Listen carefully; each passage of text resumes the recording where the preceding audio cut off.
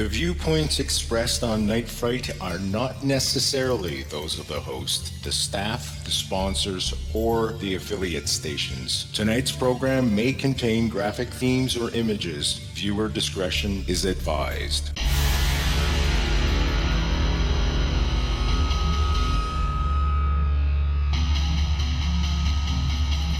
There is a time for question. There is a time for answers.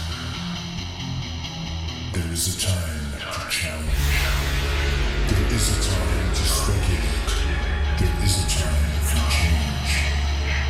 There is a time for truth. The time is now.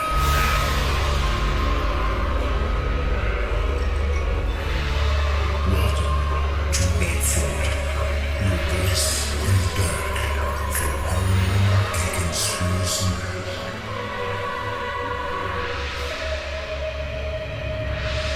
And now your host, Brent Holland.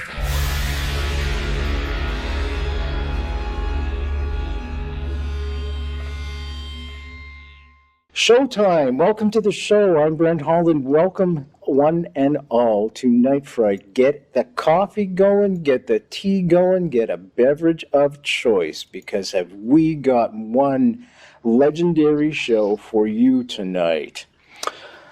November 22nd, 1963, Dealey Plaza, Dallas, Texas. JFK is assassinated. The world's changed in an instant.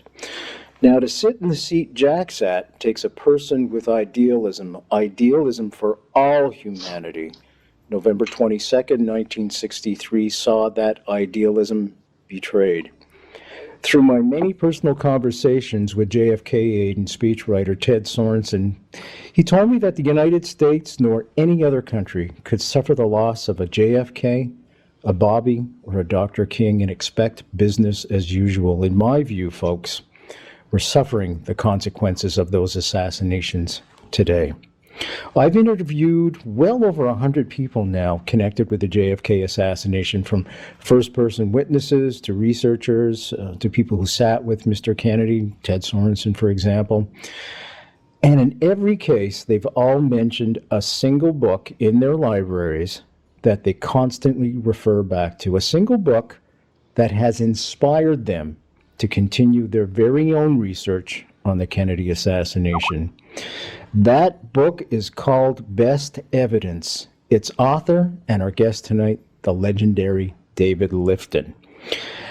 David Lifton, of course, is one of the best-known researchers in the JFK community. His book is renowned. It is almost biblical in its profoundness and the way it has exploded open the cover-up of the JFK assassination. Along with us tonight is my good friend and David's good friend, Bill Blackwell. Bill Blackwell, in his own right, is a very, very knowledgeable person on the Kennedy assassination. I want to welcome you both to this special anniversary edition of Night Fright on November 22nd, 2016, 53 years ago, gentlemen. Now, I'm going to start off a little bit unorthodox. I'm going to ask David, where were you when that awful news first came across the air that President Kennedy had been shot? Well, as a matter of fact, I wrote about that in Best Evidence in my opening chapter, I think. I was in Hollywood, California. I was working at North American Aviation, but I was on the night shift.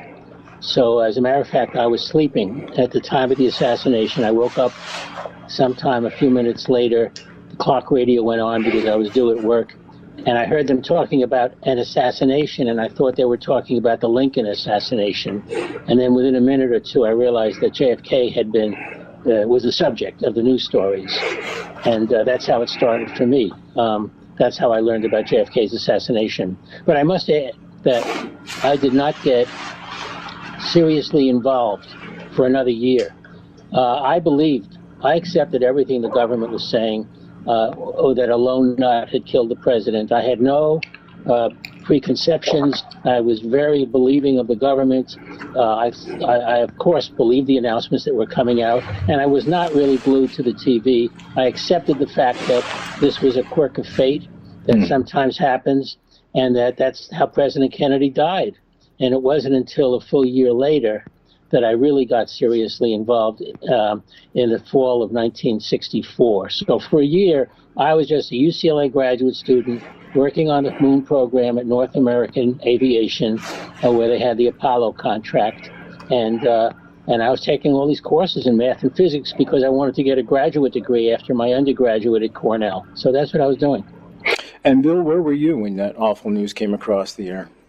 I was in the 7th grade in Palm Springs at Raymond Cree Junior High, and we were at lunch, and I came across the loudspeakers, and everyone was told to go home.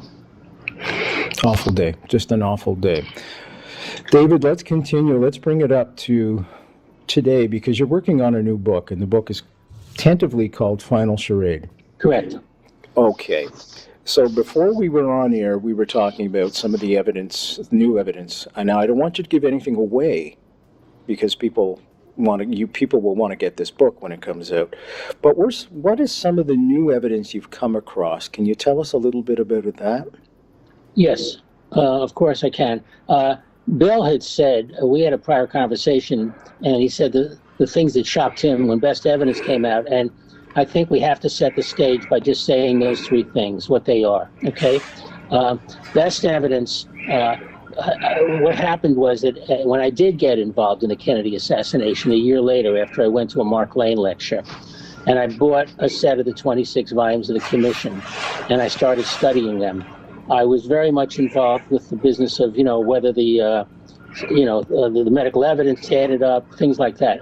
And I was at Ramparts magazine in the summer of '66, and I wrote or co-wrote a 30,000-word essay called The Case for Three Assassins, which had all the medical evidence that I knew as of that time, which is July '66, August '66. And I went back to school, and I kind of decided that I was going to no longer look at the Kennedy assassination because I didn't see any way of solving it. And it was in that period, and by that time I had met professor at UCLA who was on the Warren Commission, Wesley Liebler. And I had a real interesting dialogue going with him, and he was defending the commission's conclusions, and I was kind of we had this dialogue back and forth, and he asked me to attend a class that he was teaching on the Warren Commission report. It was during that period that I made the discovery, which really was a big breakthrough, that there was a path to a solution to this. And the path was when I found evidence that the president's body had been altered between Dallas and Bethesda, between the time the Dallas doctor saw the body and the time Bethesda. And what was really amazing was not only were the wounds different, but most important of all, and what triggered this whole thing, was my discovery of the FBI report written by two agents who were in the morgue and who said that when the body was taken out of the coffin, it was, quote, apparent that there had been surgery of the head area, namely in the top of the skull. And the surgery we're talking about is not cosmetic surgery. We're talking about pathological surgery, the kind that's done at an autopsy, cutting and all that. Okay, so I found that evidence, and then came evidence of the body being intercepted. In other words, actual evidence of interception. I found the people who were at the morgue, and the body came in a different coffin. That was the official version. It was in a body bag when it had left Dallas, wrapped in sheets, things like that. So basically, my book was a book about the falsification of the Kennedy autopsy, and it was published in January of 1981. And so a period of time passed between '66 when I made the discoveries and '81 when I got published. Now, when I was on my book tour, and I went to many, many cities in the U.S., and the book was #1 in many cities, and it was #4 in the New York Times list it went up there for 3 months, and it was Book of the Month Club selection. Nobody had ever come up with this idea before, that the body had been altered, but I had the evidence for it. And furthermore, Professor Liebler was so impressed with it that he wrote a memo to Chief Justice Earl Warren about my discovery, a 13-page memo, which today is at the National Archives and is the subject of one of the chapters in the book, because he was shocked when I showed him the evidence in the record that the body had been altered. Okay, and he explained to me this was the foundation for the entire Warren Commission report, was the validity of the autopsy, and the validity of the autopsy, of course, depended on the integrity of the body, that nobody had touched anything, nobody had taken out any bullets, altered any wounds, because when you get into that territory, you're into a brand new concept, which I abbreviate and call fraud in the evidence. And once you get into fraud in the evidence, it's a whole new ballgame, and that's what Best Evidence is all about. And there's people to this day who cannot deal with that, and who instead want to argue on whether there's one assassin or two assassins or whether the single bullet theory is correct. Those are all things that are downstream. The fundamental problem is fraud in the evidence. So that was my book. Now, one question that was not asked on my book tour, and which will be addressed in Final Charade, and which is a part of Final Charade, the opening part, is this. Why would anybody plan a plot that seems superficially, at least, to be so stupid, so unintelligent, so ridiculous? How can you possibly alter the body so that you leave behind a bifurcated record where two groups of doctors see the body? One group in Dallas sees it before alteration and describes it one way. The other group at Bethesda, that is the ones who wrote the autopsy, describe the wounds differently. How could anybody plan a plot that way, where there'd be different descriptions of the wounds, or people who put it in one coffin in Dallas describe it in a ceremonial casket and wrapped in sheets, but it arrives at Bethesda in a body bag? So people say, what kind of a plot is this? Who would ever do this? And so best evidence will answer, Final Charade will answer and address that question very seriously, because it's an important one. And the answer, very simply, is that this plot did not unfold the way it was planned. It was planned to be a perfect crime without this problem. And I addressed the issue of what was actually planned, which, had it gone according to plan, would not have left an iota of evidence, and we wouldn't be on the air today discussing this case, and best evidence never would have been published, because it would have been a perfect crime. But it was not, because here's what went wrong. Okay. What went wrong was that the president's body, there was a setup at Parkland Hospital which failed, and they were supposed to alter the body covertly at Parkland Hospital before the pronouncement of death, and then go downstairs to the morgue and have an autopsy. There would never have been two groups of doctors. There was a deception mechanism, or two or three, which I've now unearthed, and I'll explain exactly how it worked. And people are going to read and basically go, oh my gosh, wow, how long did it take you to figure this out? And all I can tell you is it took a long time, but I finally had the answer just 2 weeks before my book was due at Macmillan Publishing. And we had a big discussion about it. Should I put this into best evidence? In other words, the plot that was supposed to happen but didn't. In other words, and they said, no, don't. Save that for another book. Someday you'll write another book. Well, all I can say is that I was 41 years old and now I'm 77, and someday has arrived. I mean, we're here. And I'm going to be putting this into the book. The whole story of the Dallas setup, how they planned to do it, what went wrong. They were never supposed to be in a Bethesda autopsy. They were supposed to be a Texas autopsy, which would have been impossible to detect fraud because of the nature of the deception. And I will explain all this. So basically, Bobby Kennedy would have flown in that night and retrieved his brother's body and come back on an Air Force plane or something with Jackie and Lyndon.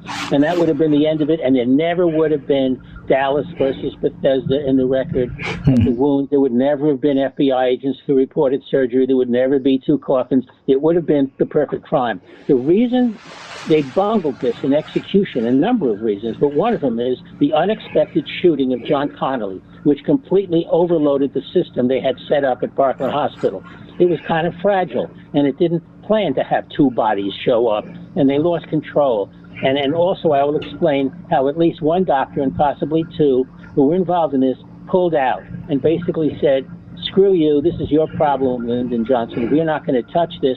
They pronounced him dead.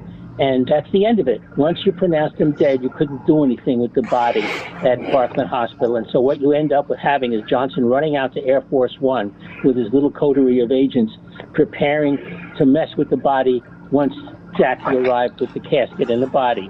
And I'll explain what happened at Air Force One, but that's where the ad hoc plot begins. And it's really a mess. Something I've always been curious about, David, and thank you for that, by the way, is I had Hugh Clark on a few weeks ago. Hugh Clark, folks, was one of the honor guards that got the body off of Air Force One at Andrews Air Force Base. And I asked him specifically, when he picked up that coffin, did it feel like it had a body in it? Because you have to understand, honor guard people pick up coffins all the time. They can tell when the body's in there, either through its shifting or the weight or whatever. He said, yes, absolutely, there was a body in there. Doesn't mean it was JFK's, folks, but absolutely there was a body in there. Yeah, now, what I wanted to ask you, is there evidence that you've come across You see, I always think in terms of magicians, smoke and mirrors. Yeah. You know, they make airplanes disappear that really weren't there, right?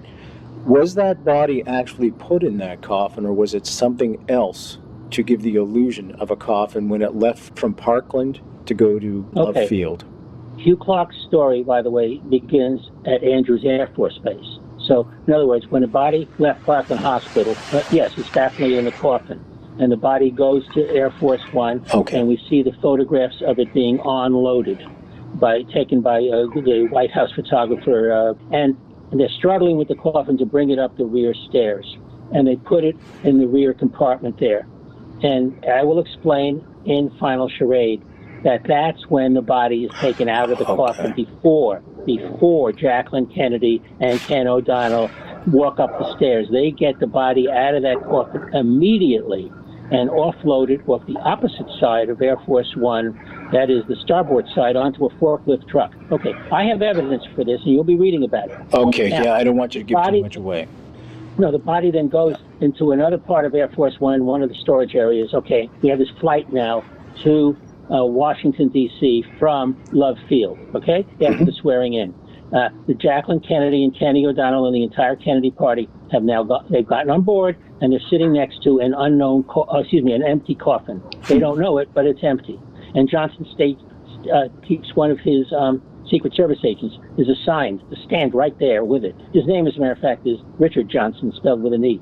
So now, when the plane comes in, there's a story about what happens at Andrews Air Force Base, but what ends up happening is the altered body, and there's a period at Dallas before it took off, 15, 20 minutes, then there's another period over at Andrews before it gets onto a helicopter. Then there's a helicopter ride with that body in a body bag over to Bethesda Naval Hospital. Okay, now, when the plane landed at Andrews Air Force Base, to back up a minute, that's when Hubert Clark and those folks took the coffin out of the plane, out of the forklift truck that was at the side. And you can see, just by looking at the films, that it's tilted upwards, and it looks kind of weird and empty, and it was bobbing around. They put it into the Navy ambulance. At that point, it's an empty coffin, okay? It drives to Bethesda Naval Hospital. They arrive at Bethesda Naval Hospital, the ambulance does, at about 6:55, that's 5 minutes to 7, with the empty coffin, Eastern time. Now, the problem is that at 6:35, 20 minutes before, the body inside a body bag was delivered to the morgue, you see. So the body was in the morgue starting at about 6:35, and that's what the records show. Now, in comes this ambulance with an empty coffin. What are they going to do? Now, if you go to Chapter 16 of Best Evidence, you'll see the whole story of Hubert Clark. He's one of the guys on the casket team. And they were chasing around trying to find the ambulance, which had the coffin, because after they dropped off Jacqueline, that ambulance was then driven by a Navy admiral somewhere or other, and they were involved in what they call an ambulance chase. That's what Hugh Clark told me back in 1960, I believe 1967. And it's all word for word. And his original tape of the interview with me will be in the National Archives at some point soon. I'm making sure that it goes there, okay, digitized and all the rest of it. Okay, now, they finally find the coffin at the ambulance at the back of the hospital. By that time, the coffin has been brought inside, and the body was put back inside the coffin, and the coffin was brought outside so Hugh Clark and his people could find it and bring it up the ramp and into the morgue. Why that is important is that they represent the United States Army, and there's going to be reports written. They can't have an empty coffin going into the morgue, so that's what the reason why there was this 8 o'clock entry with the body after the 7:17 entry without the body. This is all explained with timelines in Best Evidence, and it's confused a lot of people. And in fact, from what I understand, and Hugh Clark, I saw him on TV some time ago, they were talking about the fact that when they first got involved meeting, when the group that the casket team group met the guys inside the morgue, there were actual arguments, because all they knew was that the body arrived before the coffin, and it was very hard for some of the other people to realize that they had been deceived. Okay. I want to bring Bill in right here. Bill, do you have questions for David?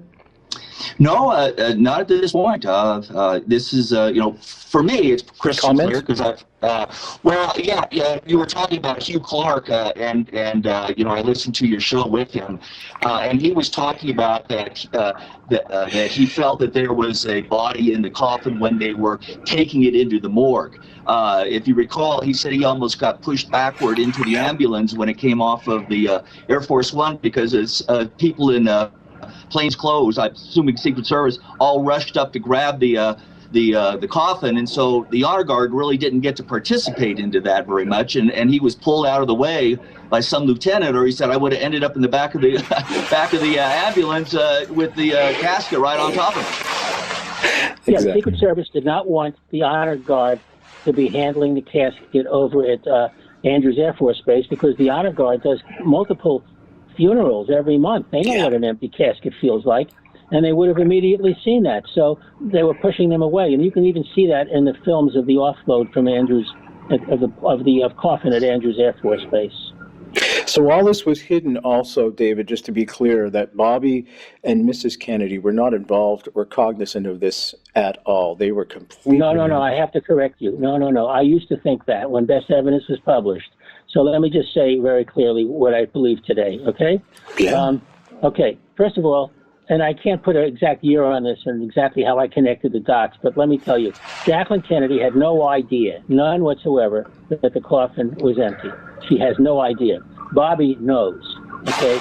Bobby knows all about this because by that time, Lyndon, when the plane took off, Lyndon had to explain to higher authority, like Secretary of Defense McNamara and others, what the heck was going on. He had to give an explanation for why the body of President Kennedy was not in the coffin, and that had to be passed on to Bobby Kennedy. So it's my belief and understanding that Bobby knew, his sister-in-law did not.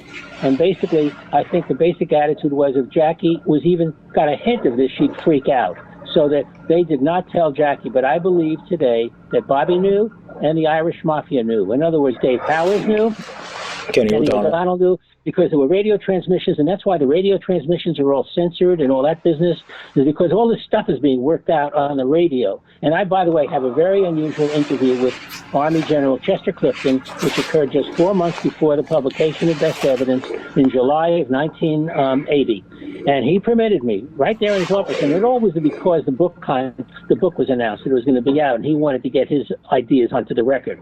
So I have a wonderful 2-hour tape with him, and I'll be quoting that in Final Charade. But I believe that he understood also. But the point is, everything that was done was explained as, quote, a security measure. Okay, so the Secret Service agents knew, Clifton probably knew, Bobby definitely knew, Jackie did not know. Okay, so that's it. The casket arrives at Bethesda. She goes upstairs, and that's where she spills her guts to Bobby and McNamara as to what happened in Dallas. And let me tell you, a lot happened in Dallas that is not in the official record. And that's what's very important to know. That's why Bobby got tipped off immediately by his sister-in-law, the nature of the plot. And I'm talking about the fact that the car slowed down during the shooting, things like that. A number of things happened which definitely pointed to Secret Service involvement. And I think Bobby knew immediately that night, and I can show you trace evidence in the record. But what's he going to do about it? I mean, President Johnson is president of the United States at that point. He can control what the FBI or the Attorney General tries to do. So there's a real problem. I think also that they knew from the beginning that Oswald was in jeopardy, that he was a young intelligence agent who had been connected. And the question was how the heck to get him out of Dallas alive. And, of course, they did not succeed in that. Okay, this is explosive to me, and there's a lot of people freaking out right now, without question, because I am a little bit too, to be honest with you. I just want to be clear, though, in saying that Bobby was not involved with the assassination or anything nefarious. Okay. No. Okay. No, nothing nefarious, but his involvement starts when Bobby's involvement starts, I think, my personal, is when Johnson, starts with this whole business of, you were involved in these plots to kill Castro, and that Castro basically killed your brother before your brother could kill him, and that sort of thing was the dynamic. If you could write a one-line screenplay of this, it's what Johnson was saying to his top aides. Kennedy was trying to kill Castro. Castro got him first. That's the appearance that was created by making Oswald look as if he was the assassin. They framed a pro-Castro Marxist who was in fact not that at all, but he was a U.S. government agent with an intelligence cover. But that's how they put the screws to Bobby Kennedy, because it created the appearance that he, Bobby Kennedy, was responsible for his brother's assassination. I mean, this is the kind of nonsense that was promoted back then, and even today exists in the critical community, because if you believe Oswald was the shooter of President Kennedy, then you go back to his trip to Mexico City and his views about Castro and say, oh, look, that's the reason he did this. Well, there was no such thing. Oswald was an actor. He's like from Central Casting, and he's playing a role. And as my literary agent Peter Shepard used to say, Oswald was someone like an actor who died in the role. Yeah, I think he was being sheep-dipped as well. Now, this explains a few things, too. Kenny O'Donnell, we just mentioned, was a personal aide to JFK, best friends, as well as Dave Powers. They were in the car right behind Kennedy's car. They saw the bullets coming from the Grassy Knoll. We know this. They've admitted to that. But they were asked by the FBI to keep quiet on it because they didn't want that coming out for, as David said, national security. So there we go. Man, it's pieces of the puzzle, and David, you're getting more and more pieces to put this whole puzzle together. www.nightfrightshow, folks. There you're going to find a link to David's best evidence book. Order the book. And also the video. Remember, all of these guys in the morgue, I filmed them with the publisher paying half the money. It was not cheap at all. We filmed them in October 1980, and we sold that video nationally as a VHS, but now you can get it for free online. Just Google Best Evidence Research Video, and it's 37 minutes long, and all those interviews with the morgue people, some of whom are now dead, you will find beautiful filmed interviews demonstrating that the coffin was changed, the book wrappings were changed, and just Google Best Evidence Research Video. Okay, will do. No problem there. All those links will be on the www.nightfrightshow.com, as well as Hugh Clark's recent interview that we did with him. It's a two-part series. I would urge you all, if you're into the history of the JFK assassination, it's a must. There's a lot of stuff there, folks. So help yourselves. It's all free to watch on YouTube. There's no worries there ever. Bill, I want to bring you in again. Any comments, any questions at this point? Well, the section of best evidence that really got my attention was the interviews that David had with just these corpsmen, these 18, 19-year-old guys that are in the morgue, just doing their job that night and just kind of observing. And of course, they all had to sign confidentiality agreements at the end of that night or at the beginning of the day or whenever. And a lot of them just, they just believed what the story was and shut up. And then David was able to track a few of these people down, and they opened up and said, well, this is what I observed. And he was, was able to connect the dots. And it's fascinating reading. I mean, that portion of the book to me was really caught my eye. And also, David, you might want to interject when the body's taken off Air Force One and put on the Army helicopter, and it's flown over to Bethesda. It's picked up by a black hearse and with a lot of I'm assuming there was Secret Service in there, and David found a guy that actually watches the hearse pull up with the body or with the casket inside the shipping casket that they have to take the metal screws off of, and he's wrapped in a crash bag. But that was just like riveting reading on that. So you may want to mention that.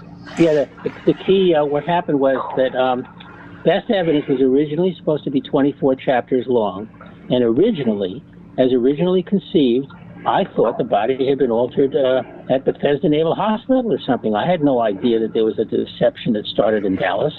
And I was chasing down a lead in the spring of 1979 when I learned about this witness, Dennis David. And it really took some doing. And I describe what happened, but there's a whole chapter about him, chapter 25. And he was the one who was at the back of the hospital when the black hearse arrived with the shipping casket. And it was astounding to hear this story on the telephone. I'll never forget the date. It's July 2nd, 1979. And then what happened is I then found the other guys in the morgue with the help of the documentation of the House Select Committee. Blakey, who was mistakenly focused on the mob the whole time, ends up, well, two of his attorneys had to pursue this matter, and they found a Department of Defense file. As Bill said, they signed, Bill put it politely, confidentiality or secrecy agreements. And if you violated it, you could be court-martialed, okay? So they all signed this grant. All these documents were in a file at the Department of Defense. So the HSCA got the file, pursued the identity of these people. I had the names, and I found originally Paul O'Connor in August of 1979.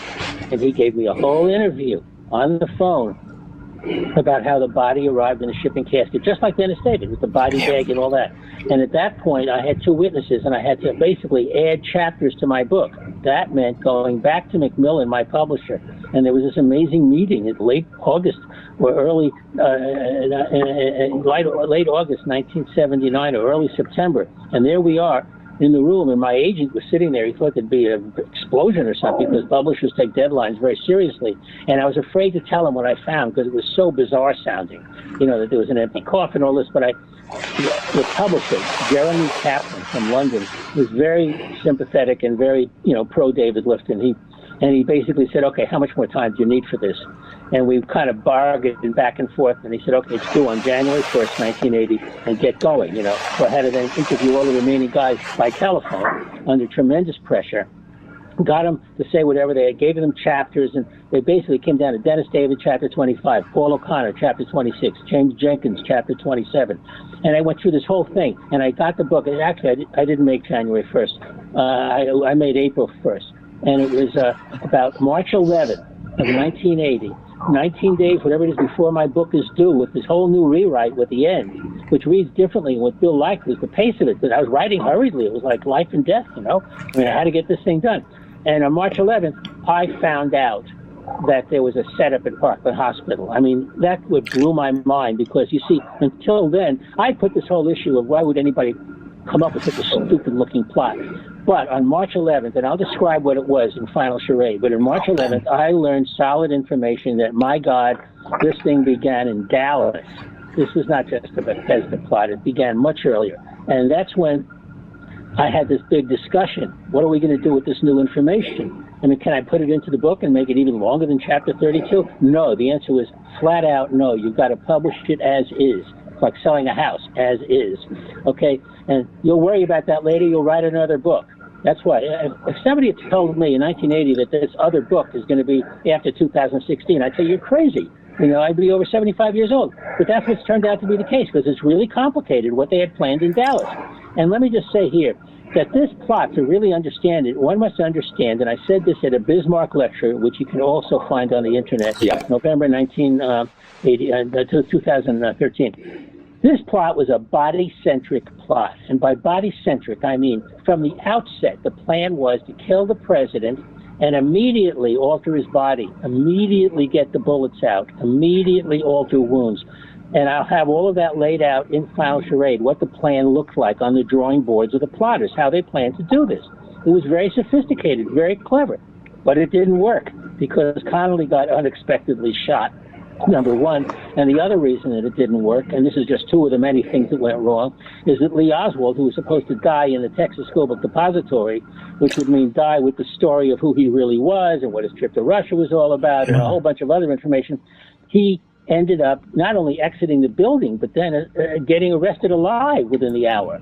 So you've got a live patsy who knows who he really is, you know, and he's not a Marxist, a revolutionary Marxist, and he's not a lot of things. You know, he could say, here's who I was and here's who I was working for, at least thought I was working for. You know, he could have told his story. You've got what the plot at Parkland Hospital didn't work out at all. You've got a couple of doctors that pulled out of it, and so you got a before and after on the body. So it's a real mess.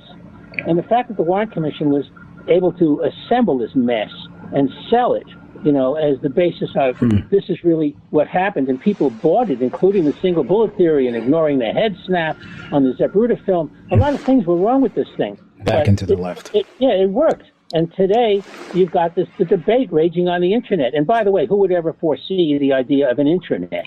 Not in those that's days. Another thing. Yeah, they buried that Zapruder film forever. Yeah.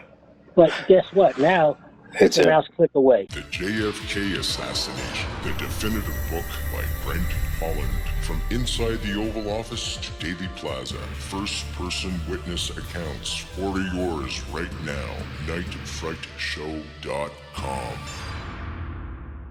Let me ask you something very quickly about Lee Harvey Oswald. You say he was supposed to be killed in the Texas School Book Depository. Two quick questions. I believe that. His mother thought so too, and I agree with it. Was he in the 6th floor Texas School Book Depository building taking a shot? No, I don't believe he fired any shots, but I'll describe in my book more about what I believe. That's a complicated question, and it's hard to answer on this show. No but worries. I'll tell you one thing.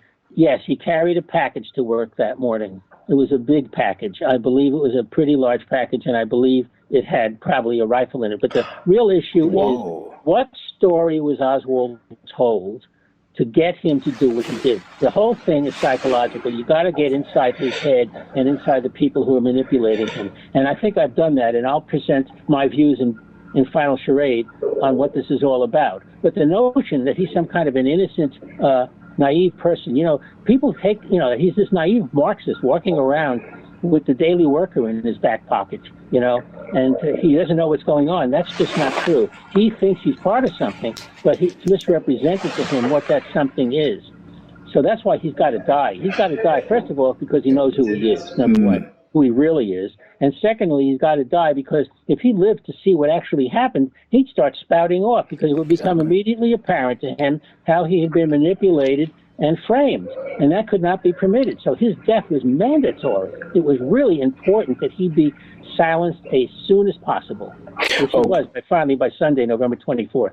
Second quick question I was going to ask you. Now, you don't have to answer this if it's going to mess up what's in your book, but he was reportedly, on the 2nd floor drinking a Coke when Officer, my God, I forgot his name, came up and said, "Is this man with you?" Truly, and I forget. Yeah, right. He was downstairs. He was where Officer Baker, Marion Baker. Thank you very much for that. Was that the moment that he was supposed to be killed by the Dallas police? No, I think he was supposed to be killed earlier than that moment. But it was Marion Baker, and there was no way that Marion Baker was going to shoot Lee Harvey Oswald in front of a witness on the 2nd floor. None of that went as planned. I mean, if that was just, you can't, if the patsy's on the 6th floor, he's got a shot somewhere upstairs. You can't shoot the man on the 2nd floor. Okay. But the real, I'm going to add something here that once he's alive, and he's a walking time bomb from the standpoint of the plotters, okay?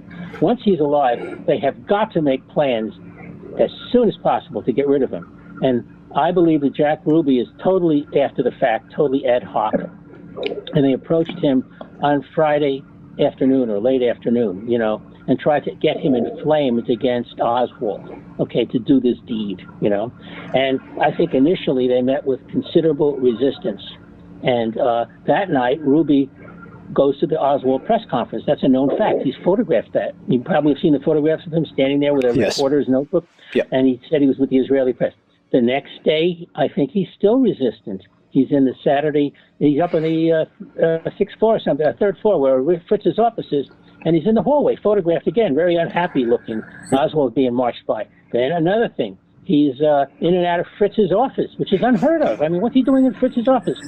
And then finally that night, he's out there photographing an anti-Jewish, a right-wing sign by P. L. Warren with a Polaroid camera at 3 a.m, So the question is, from these pieces of information, can one construct the story of what he was told and how he was inflamed? Now, I'll just tell you one thing, which I think will be of very great interest to your listeners, and I don't think you and I have discussed this before this show, so let me just tell you right now.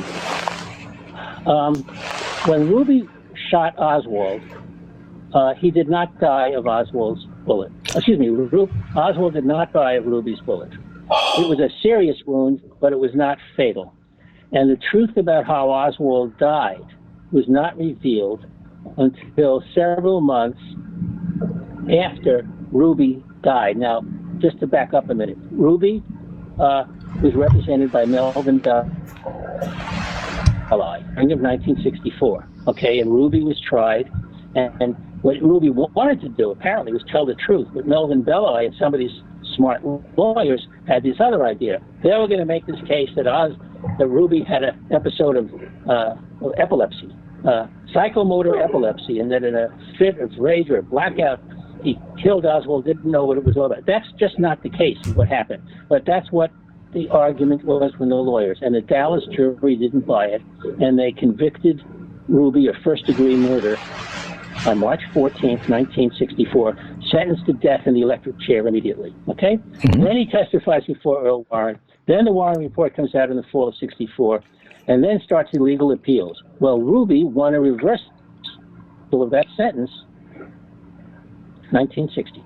He's sick, and the Texas Criminal Court of Appeals reversed the sentence and voided it for two important reasons, which we don't have to go into right now, okay? But it was reversed. Okay, so now there's going to be a new trial of Jack Ruby in the spring of 67, okay?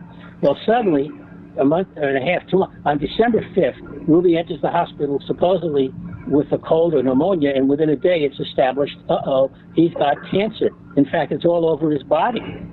And it's getting worse by the hour. And he died on 3rd, 1967, okay? 2 months or 3 months later, an important announcement was made by the legal team defending Jack Ruby. It was announced that the death of Lee Oswald was not caused by Ruby's bullet, but was caused by air in the heart. And if you go to the autopsy report of Oswald, you'll find, in fact, a sentence or two about this business of the air bubbles in the heart. And the question is, how did it get there, and what's this all about? This was based on the work of a pathologist who was with the Ruby defense team, okay? Okay. Now, that's where matters stood in the spring of 67. Now, you got to march forward about 38 years, believe it or not. I was contacted by somebody who knew this pathologist in the year 2005. And I have now, and this person was a doctor who was 90 years old, and he knew the whole story because he was friends, very close with this pathologist, and he wanted to tell the story. So I got a friend of mine who was very generous with funds and with expertise, and he and I flew to Texas the week after Hurricane Katrina, and we went to this doctor's clinic at a small town in Texas, 100 miles away from Houston, and we filmed him for a couple of hours. The pathologist and the Ruby defense team was unequivocal that Oswald was murdered at Parkland Hospital. Whoa. See, all this is brand new to us, David. Air, a serious infusion. Huh? All this is brand new to us. We're having a little bit of Skype problem right now. You're breaking up a bit. But all this is brand new to us because, you know, this is going to be its final charade. This is the way Oswald met his end. And here's what's very interesting about it, is that the same doctors involved in Oswald's death on Sunday, November 24th at Parkland Hospital are the same clique of doctors that were involved in the medical subterfuge 2 days before that failed to alter President Kennedy's body in Dallas. So you've got a symmetry here, what I call the Friday-Sunday nexus, because on Friday there's a clip. See, some of these Parkland doctors are not good guys. The popular conception, let me go back. The popular conception is that the bad guys are on Dealey Plaza and the good guys are at Parkland Hospital. That's not the case. There's bad guys at Parkland Hospital. Parkland Hospital is what I call the magic castle of the Kennedy assassination. You know, that's where medical facts can be changed because of the involvement of a couple of corrupt doctors. And those doctors, I'm not going to get into names in this broadcast. It doesn't matter right now. The concept is what's important. The Kennedy assassination does not end with the firing of bullets on Dealey Plaza. It ends with the falsification of facts at Parkland Hospital. And it's very important to understand. When I lectured, I said, my book is not about who put the bullets into President Kennedy's body, but who took them out. That's a general concept that's very important. In Dealey Plaza, you have the story of the people who put the bullets into the body, the shooters. I'm not trying to identify any shooters. I honestly, I don't know who they are, and I almost don't care. I do care about who took them out, who is involved in the falsification of medical facts. And I'm simply telling you that the falsification of facts that was supposed to take place on Friday, but did not, and resulted in this fiasco with Bethesda and the 2 coffins and all the rest. This same clique is involved in the murder of Oswald on Sunday. So Ruby should be viewed as a theatrical act, you might say, an incident which causes Oswald to be brought to a hospital. Okay. Now, if Ruby had, who's really a bit of a fruit, if Ruby happened to have aimed his gun higher, if he happened to hit Oswald in the heart or in the head, sure, Oswald would have been dead on the spot, but he wasn't. Oswald lived for over an hour and a half at Parkland Hospital. Dr. Perry thought he had gotten all the blood places, all the bleeding points, sewn up and controlled. But he died like 85 minutes after he was put on the table. And I'm simply telling you that based on the information I have from the doctor I interviewed, and we interviewed with my associate, I don't have his permission to use his name on this broadcast, so I will not, okay? But he's the filmmaker. He's connected with one of the major networks. That we have beautiful footage of this doctor who was totally competent and respected by his patients. At 90 years old, he was still running this really important clinic in this small town in Texas. That the Dr. Wilcox said that the guy was murdered on the table. And furthermore, that there are pathological slides that prove it because there's large blocks of air. And this doctor explained it to him. And he said in one of my most important clips on the film, he said, so you see, Oswald was fighting two problems. The bullet, which hit him in the belly, but also the infusion of air. And the only way air of that magnitude could get into Oswald's body would be through the IV line. So again, we're talking about a doctor who's controlling the IV line, which is the anesthesiologist, okay? So I'm saying it's an interesting plot. Then you have a Friday-Sunday nexus, and it makes sense. Because if you have a sophisticated plot to kill President Kennedy on Friday, you're not going to have some screwball notion on Sunday to kill the Patsy because of this goofy guy who runs a nightclub. But once you understand that goofy guy that runs a nightclub, this whole function was simply to cause an incident so that Oswald goes to the hospital, and he's murdered at the hospital. And that will be covered in detail in Final Charade. Wow. Bill, you wanted to get a question in? Yeah, Brent, I've seen the video. I assisted David in getting it on the DVD with some of my people in Hollywood, and David asked me to be quiet about it because it was news breaking stuff, and I've sat on that. I haven't really told anybody about it, maybe my wife, but I've got a copy of the video and I've seen it, so I know exactly what David's saying, and it's crystal clear what this gentleman has to say about what the pathologist said at Parkland. So, wow, this is news to me too. This is explosive tonight, guys. I have to tell you, I'm riveted to my seat. This is incredible stuff. Well, let me tell you, if this had come out, if this information had become available in 1964, I mean, really, I don't think Lyndon Johnson could have remained in office. If this kind of information, and by the way, this pathologist who knew about this then had discussions in writing with the autopsy surgeon, and I have these documents, okay? They were in a safety deposit box, which was opened after the death of one of the principals, but I have that stuff too.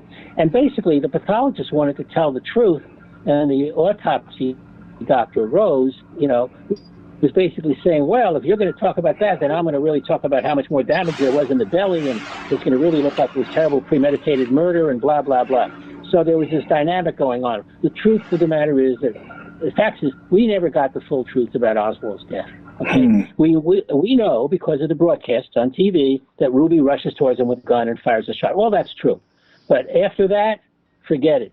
We do not know what happened in the operating room at Parkland Hospital, and the doctors who participated in this thing belong in jail. They should have been indicted, and they should have been prosecuted because they're murderers. Are you going to put their names in your book? Yes, I think I will, because I'm going to say the following: that so and so, Mr. Smith and Mr. Jones and blah blah blah, they're persons of interest. Okay, and if somebody wants to go sue me because I call them a person of interest, fine, let's go litigate it in court. But I'm telling you right now, I know a good lawyer. Serious.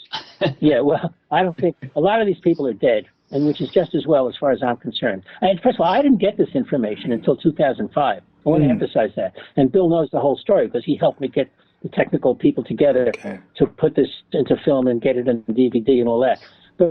But it was really serious matter to fly. I mean, I didn't have the funds to do this. This friend of mine, he paid for the cameras, he paid for the airline flights.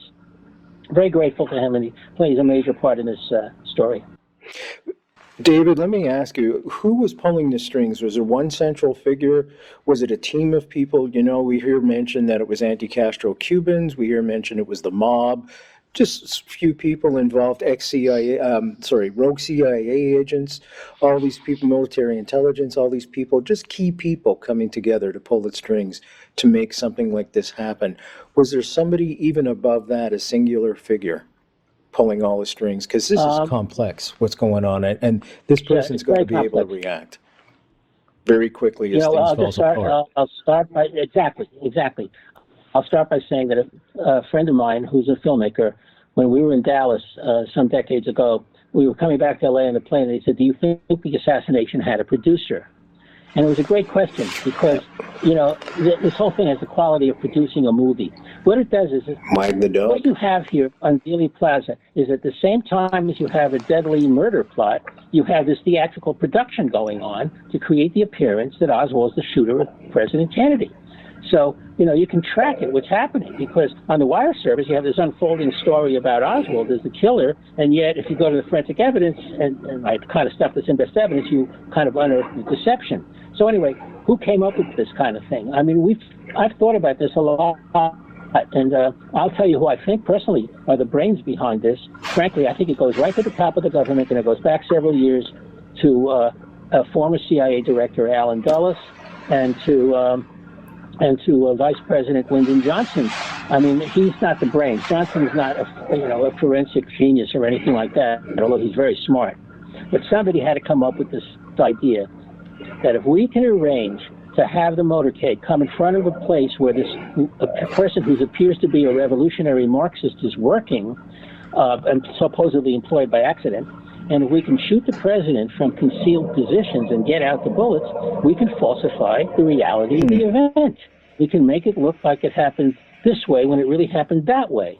And I think that, you know, at the operational level, I don't know who did this, but at the conceptual level, I would say it comes out of the brains of a person like Alan Dulles.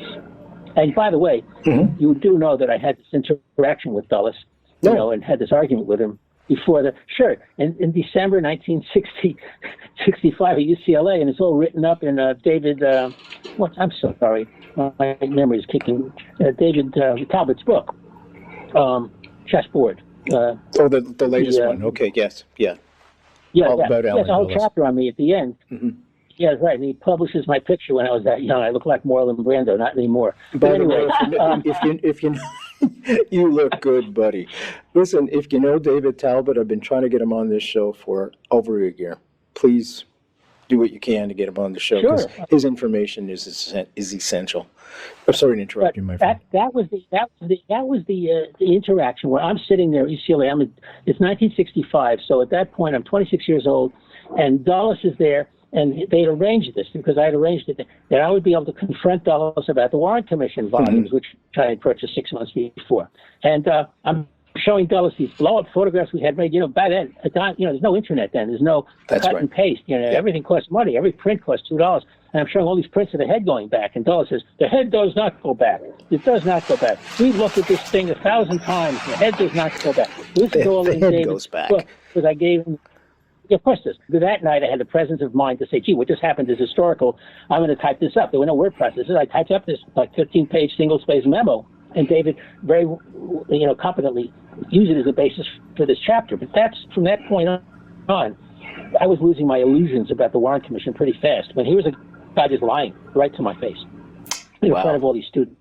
We've only got a couple of minutes left. There was that Brutafilm to show. Yeah. We've only got a couple of minutes left till the end of the this segment. Are you going to stick around for the second segment, David? Sure, if you want to. Yes. Okay, that'd be wonderful. And Bill, you're good to go for the second segment as well? Good to go. Okay. So, folks, we've been speaking with David Lifton. Best Evidence is one of the best books on the market. If you want to find out all about the Kennedy assassination, body alterations, and the complete cover-up that has gone on and taken place since November 22nd, 1963. That's where you want to go. But stand by, because he's got a new book coming out called Final Charade. And oh my, he's been telling us some of this stuff tonight. And I'm blown away. And I've written a book on the Kennedy assassination, and I thought I knew stuff. Nothing like this. This is the deep end of the pool, folks. So in the second hour, we're going to discuss whether or not J. Edgar was involved, J. Edgar Hoover. We're going to go back to the Siebert O'Neill report, how that came about, how Bill and David hooked up and first met. And I'm just looking at the clock here. It's going to run out. I'm Brent Holland from Night Fright. Stick around, folks, for the second part of this show. And you'll be able to see the link if you're watching on YouTube.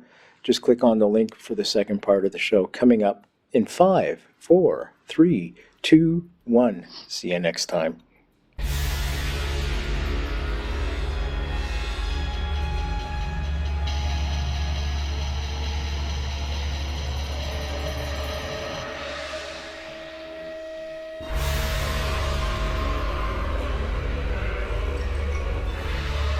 You're listening to Night Fright and your host, Brent Holland.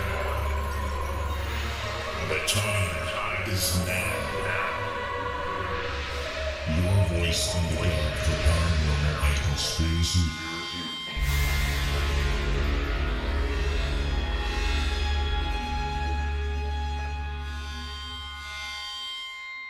The JFK Assassination, the definitive book by Brent Holland. From inside the Oval Office to Dealey Plaza, first-person witness accounts. Order yours right now, nightfrightshow.com.